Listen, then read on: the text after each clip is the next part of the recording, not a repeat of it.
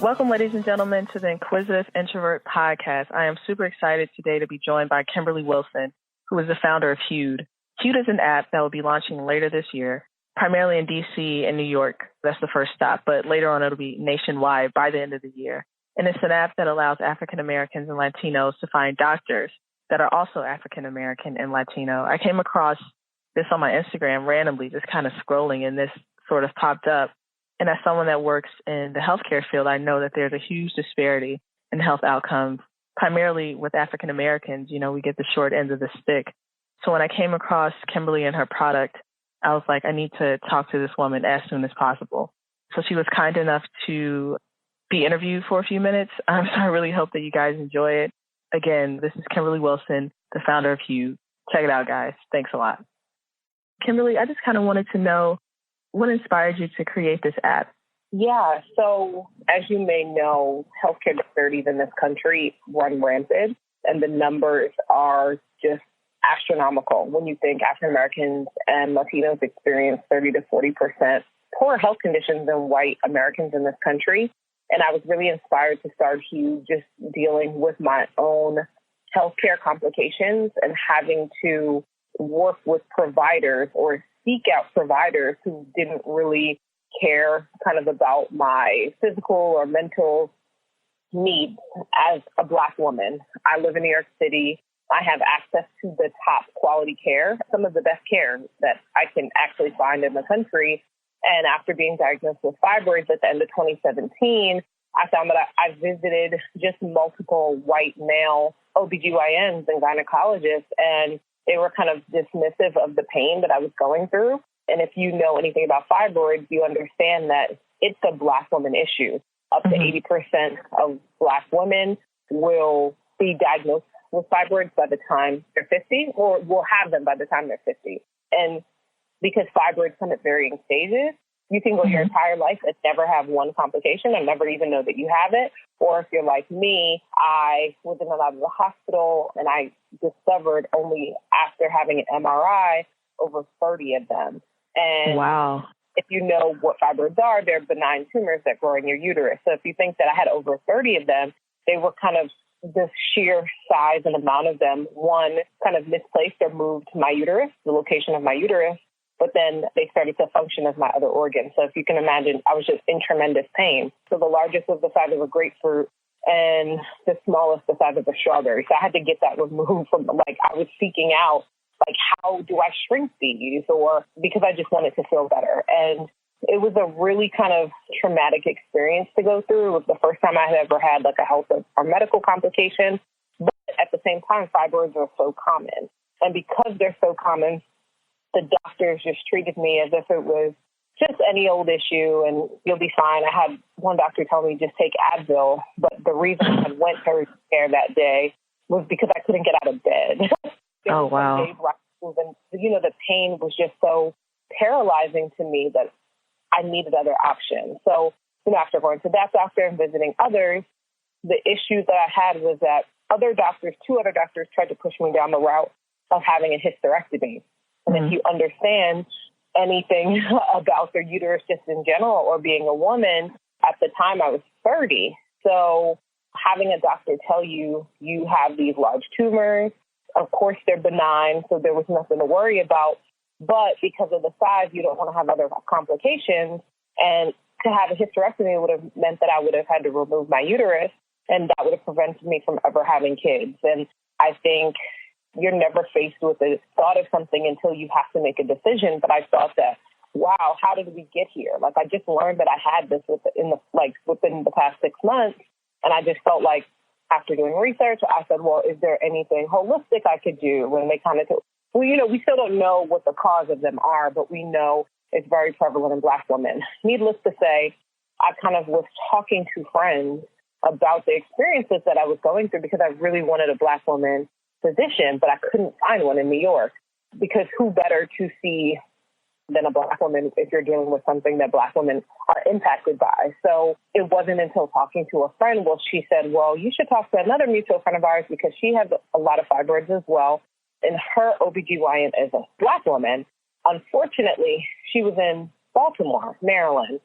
So because I was like in desperate need of trying to find a Black woman OBGYN, I traveled all the way down to Johns Hopkins, Baltimore, Maryland to find one. And I just felt that was so ridiculous that I couldn't find one on ZocDoc and we know that they're here. The only way that we get tapped into healthcare providers is through personal recommendations. African Americans and Hispanics make up approximately 14% of the doctor population, but if you look on ZocDoc, we're represented less than 3%.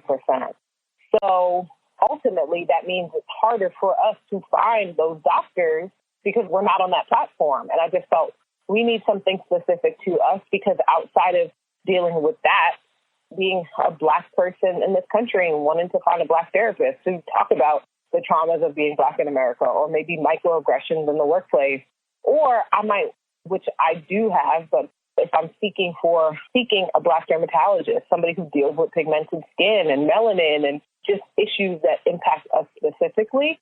But again, as I mentioned, you're only able to find these through word of mouth. So I was always seeing people post on Facebook or in groups I'm in or in GroupMe or text messages, but there was no centralized platform for it. So I wanted to create something to kind of aid in that. In addition, just in general, the state of healthcare in this country is we also have to advocate for ourselves. So statistically, there's been a number of studies that have showed that white and non-Black doctors think that we are over-exaggerating our pains, and I experienced that. Serena Williams talked about it when she was going through the birth of her child, having to advocate for her pain and her needs. And we know that Black women have the highest rates of maternal mortality. So it's just so many things that impact us in terms of maternal mortality or having the highest rates of heart disease or diabetes or all of these things. But I think when people think about the barriers to quality care in this country for people of color, we often think about economic, when you think about zip coding or geographic barriers, but we don't think about the psychological barriers that are impacting us by not seeing providers that look like us. So long story short, that was all of the reasons for me wanting to start the platform. Did you guys have, or did you have any sort of connection to the medical community before? Like, did you work in healthcare? Like, did you just sort of discover all this while you were going through this pain and this frustration? So the irony is that I do not come from healthcare and I do not come from technology.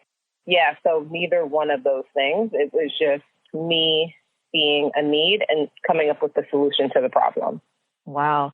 And how has it been sort of finding funding for this app and being an entrepreneur? How has that, have you come across the same barriers of people ignoring you and not wanting to give you funding, or is this not being listened to? Because I think this is a need. It's like here in Chicago, it's pretty much the same problem. You know, you have to search high and low for a Black doctor to kind of fulfill your needs. So what has your experience been in that realm? Yeah, so we're still early stage. So all of the funding has come through myself. I've bootstrapped my company, so paying for everything in terms of technology, in terms of marketing, in terms of legal. So because it is a barrier to get funding, and I don't come from a household or I don't come from wealth in that sense where I have family members who I could say, hey, invest $1 million into my company. Hey, invest $150,000. I had to kind of build things from the ground up, and I could talk for days just about the numbers of Black women founders and how we are not getting investments or large-scale investments in our companies. But I couldn't sit around and wait for somebody to give me something. If I wanted to really create something that was impactful, I had to do it for myself. Sure. And is HUED available just in New York City and D.C. so far? And I'm guessing you guys are going to expand to other major cities? So we're prepping for our launch within the next 2 weeks, in fact, and it will launch initially in New York, Washington, D.C. Yeah. Awesome. I'm really excited about this. If you guys come to Chicago, please let us know. I'll be happy to help spread the word. Absolutely, yeah. So New York and Washington, D.C. are primary markets just to launch initially, and then going out to Chicago, Detroit, Atlanta, Houston, Dallas, the San Francisco Bay Area, Los Angeles, and I'm probably forgetting a market. But and then before we launch nationally. That is outstanding. And Kim, I know you're limited on time. I know we only have maybe 5 more minutes left. But for Black women that do have fibroids, what is your best advice that they can do? Because I know it's such a common problem and it's painful. So as you mentioned, what can they do? What's the first step? Oh, that's a tough question, right? Mm-hmm. Because as I mentioned, we're all in varying stages. The first thing I would suggest is get checked. Go to the doctor, get a CAT scan, get an MRI, just to know where you stand. Because for some women, too, they grow really fast. So the culmination of my story is that I found a Black woman surgeon. When I went to her, she said to me, you do have a large amount of fibroids. Like, you have to do something about it. But the solution to her, she said, you do not need a hysterectomy. Like, they took me from 0 to 100. She said, you have other options. Said, laparoscopic or an abdominal myomectomy. And because of the size, I ended up getting an abdominal myomectomy with her December 18th that just passed. I say all that to say, do not listen to somebody's first opinion of what they think that you should do. Because if I was listening to the doctors who told me that, I would have changed the course of my life tenfold. But in going to this woman who specializes in non-invasive surgery and specializes in fibroids, she gave me another alternative where I was able to remove the large majority of my fibroids. But the reason I say you need to figure out where you are and constantly get checked, because even though I had my abdominal myomectomy, they can grow back. But, that was something that I was told ahead of my surgery, like, hey, these are tumors at the end of the day. So although these are not cancerous, if you think about people who have cancerous tumors, those cells and those tumors can come back. So I think it's really important to focus on assessing where you are, assessing your needs, assessing your pain. And then, though there are no true cures to fibroids, there are things that they recommend in terms of diet, in terms of exercise and healthy eating, which are all battles that I'm dealing with myself. But I know ultimately in the long run, there are going to have to be significant changes that I need to make if I don't want these to grow back. So, yeah, I think that would just be kind of my best piece of advice. Awesome. And Kimberly, if people want to find out more about you, where can they find you on social media? Yeah, so you can follow us on Instagram and Facebook, and we're just at HUEDCO, so HUEDCO. And if you find us on Twitter, our name is We Are HUED, so WEAREHUED. Great. Thank you so much, Kimberly. I really appreciate it. I wish you the best of luck.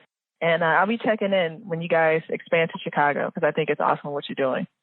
Absolutely. Thank you so much. And I really appreciate just getting this platform overall. Oh, no worries, Kimberly. Take care and you have a great day. You too. Bye.